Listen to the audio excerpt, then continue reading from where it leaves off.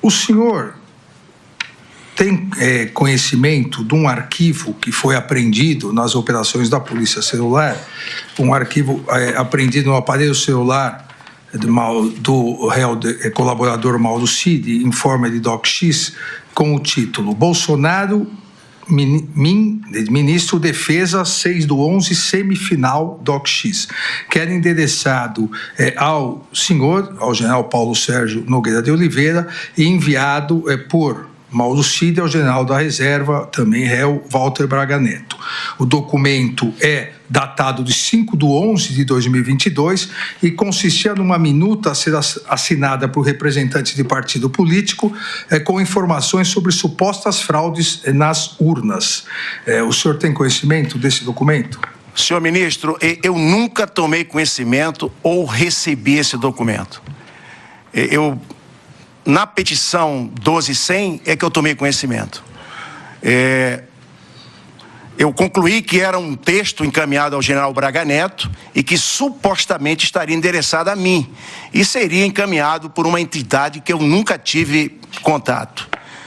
Então, simplesmente esse documento até hoje, eu não sei do que se trata, nunca chegou às minhas mãos e isso é o que eu tenho para falar para Vossa Excelência.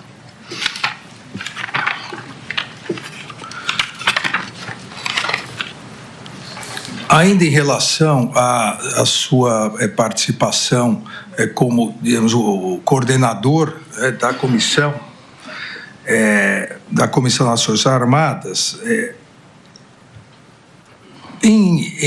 o senhor se recorda que logo após o primeiro turno foi agendada uma reunião no TSE, foi agendada entre nós uma reunião no TSE, eu como presidente, onde o senhor iria levar o relatório do primeiro turno. E essa reunião depois foi desmarcada e ficou só a apresentação para depois do segundo turno. O senhor se recorda?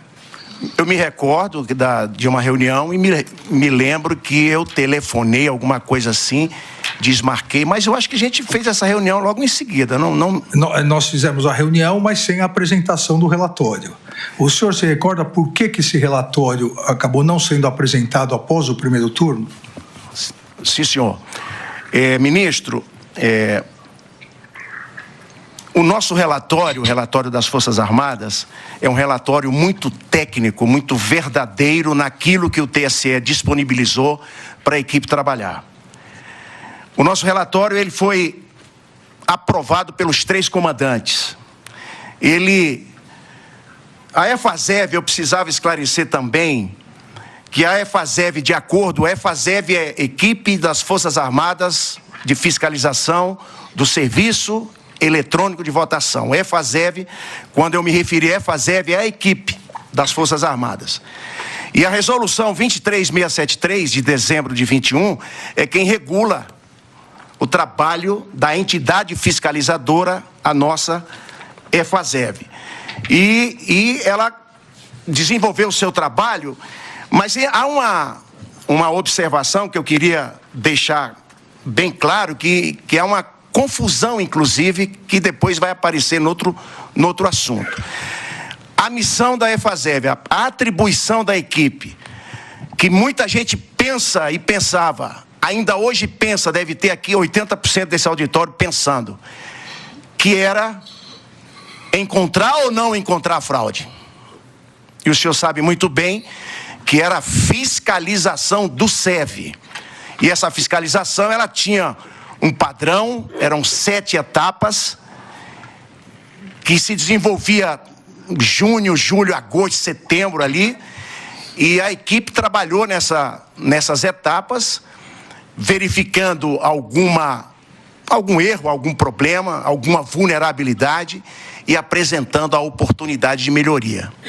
Então, quando se diz assim, que o relatório das Forças Armadas não acusou fraude, eu considero que não é um dado preciso, porque a missão da equipe era fiscalizar o sistema do início ao final e nada de fraude, porque uma fraude, no meu entendimento também, eu tive que estudar, porque eu não sou técnico, sou oriundo da arma de infantaria.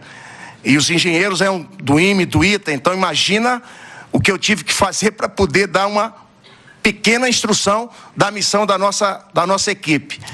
Então, para você encontrar uma fraude no sistema, segundo os técnicos, eu teria que fazer uma auditoria pós-eleições, abrir a urna e praticamente pegar o sistema que está dentro daquela urna e decompilar toda para ver se tem alguma coisa. É a única forma, segundo os técnicos me orientaram, de se ver se existe uma fraude naquele sistema. Fraude é uma coisa, crime eleitoral é outra coisa.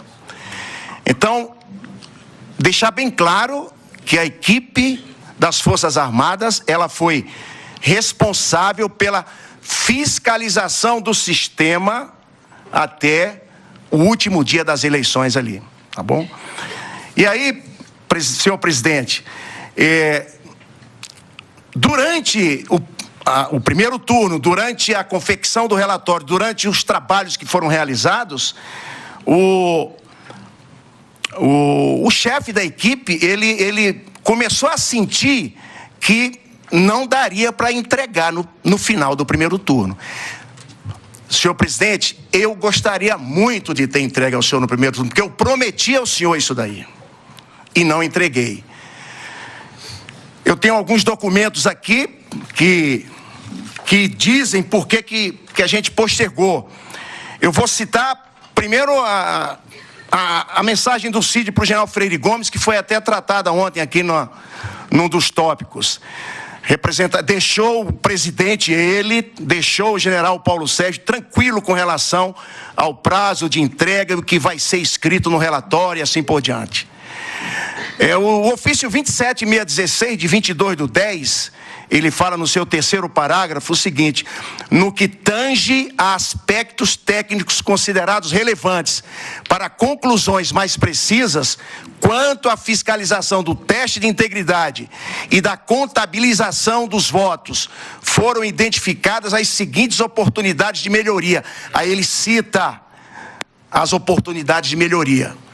E aí nós solicitamos ao TSE, via ofício, que essas oportunidades de melhoria fossem implementadas no segundo turno. Ainda como prova ou como documento que ampara a minha justificativa de não entregar ao final do primeiro turno, entregar só no final de todo o pleito, houve uma solicitação de Vossa Excelência no dia 17 de outubro que eu apresentasse em 48 horas o relatório, ou algo parecido. E isso foram 2 dias de correria para a gente responder. E a equipe técnica, eu tenho aqui uma resposta que lhe fiz, uma nota técnica que eu vou ressaltar aqui 2 parágrafos. 3, perdão. As atividades de fiscalização sempre aderentes aos limites definidos nas normas do TSE. Lá na frente, diante do exposto, a emissão de um relatório parcial, baseado em fragmentos de informação, pode resultar-se inconsistente com as conclusões finais do trabalho, razão pela qual não foi emitido. Então isso aqui, quem assinou esse foi o coronel aviador Wagner Oliveira da Silva, da Força Aérea Brasileira, subordinado do brigadeiro Batista Júnior. Esse coronel era praticamente ali um cabeça de toda a equipe. Excepcional oficial. Mais à frente ele diz: assim sendo, convém esclarecer que devido à atual inexistência do relatório, data 19 de outubro, não procede a informação de que ocorreu uma entrega de um suposto documento a qualquer candidato. Então havia e aqui eu já corrijo até, me perdoe meu presidente Bolsonaro, quando ele disse, o próprio almirante Garnier hoje, que nós despachamos com ele esse relatório. Presidente, eu não despachei esse relatório com ninguém, o relatório era da comissão. Então já faço essa correção, é um equívoco, que não houve reunião, nem eu levei o relatório para o presidente assinar. E já adianto também, muito menos, o presidente da República jamais me pressionou, seja para mandar o relatório só para o segundo turno, seja para alterar o relatório, que é o que mais me deixa de cabeça quente, é saber, pela denúncia, pelo inquérito e tudo mais, que eu havia alterado esse relatório. Esse relatório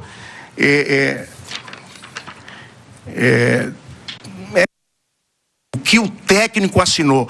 A EFASEV, para os senhores conhecerem como é que era a estrutura da equipe. Ministro da Defesa, chefe do Estado-Maior Conjunto das Forças Armadas, general de Laerte, 4 estrelas, descia para o almirante, 2 estrelas. O Laerte era o meu supervisor. O almirante era o executivo do supervisor. Aí vinha o coronel Nogueira, que era o chefe dos 10 engenheiros. Mais 3 da Marinha, 2 da Marinha, 4 do Exército, 3 da Aeronáutica. Eram 10 no total. E tinha os chefes de cada equipe de força. Esses chefes se reportavam aos comandantes de força. Eu, em todas as minhas reuniões, despachava e atualizava tudo o que era feito durante aquele período com a EFASEV. Tudo às claras. Então, o senhor imagina se eu tivesse que alterar um relatório desse, quantas pessoas eu iria ludibriar? E eu aprendi uma coisa lá na nossa escola-mãe, que é a Academia Militar das Agulhas Negras, para eu não esquecer, mas ser cadete é cultuar a verdade, a probidade, a responsabilidade, e falta uma: a lealdade. Então, digo isso para dizer a Vossa Excelência, talvez até já esteja adiantando alguma colocação. Esse relatório, o que foi assinado, foi o que foi enviado para Vossa Excelência. Agradeço, general. Então, foi assinado, foi enviado, o TSE soltou uma nota, e logo após a nota, o Ministério da Defesa soltou o que eu venho chamando aqui de uma réplica. Qual foi a motivação dessa? Também acho que é importante o senhor, se quiser, esclarecer. Esse desconhecimento, senhor presidente, da missão da EFASEV, que era de todos, quando essa nota saiu e quando o primeiro relatório saiu, e houve a mídia, as mídias sociais repercutiram de forma impressionante esse relatório. E ficou aquela de teve fraude e não teve fraude, ou seja, relacionando fraude ao relatório. E eu soltei essa nota, eu talvez tenha sido, nas palavras, não fui legal. Nas palavras. Mas eu queria, era exatamente desvincular o relatório com a fraude. E coloquei na nota, o que está na nota está no relatório. Não tem uma palavra diferente com relação, quando eu digo possibilidade, vulnerabilidade, é alguma coisa. A nota, vê se você acha a nota para mim, se tiver aí. E eu quis também esclarecer a finalidade da EFASEV.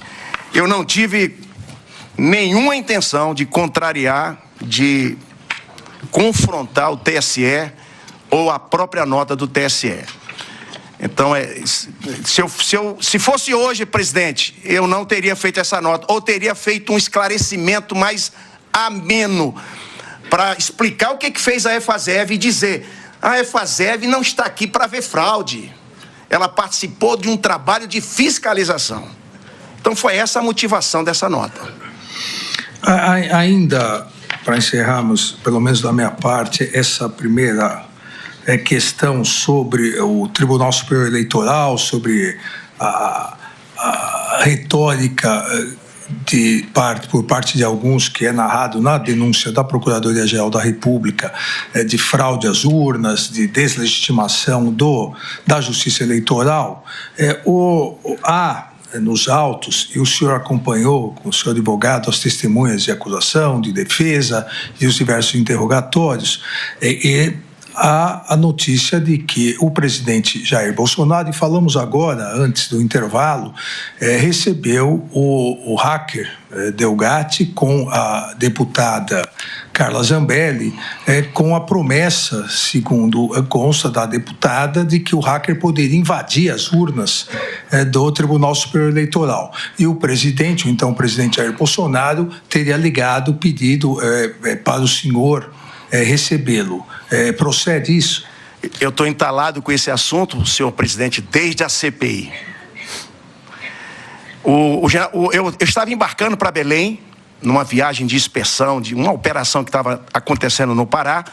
Estava taxiando quando o telefone tocou, era o presidente Bolsonaro. Paulo Sérgio, estou mandando aí com o Coronel Câmara um técnico, não me falou hacker, nem tomei conhecimento, para que você dê uma conversa e veja o que é que ele tem para acrescentar, se é que tem alguma coisa para acrescentar.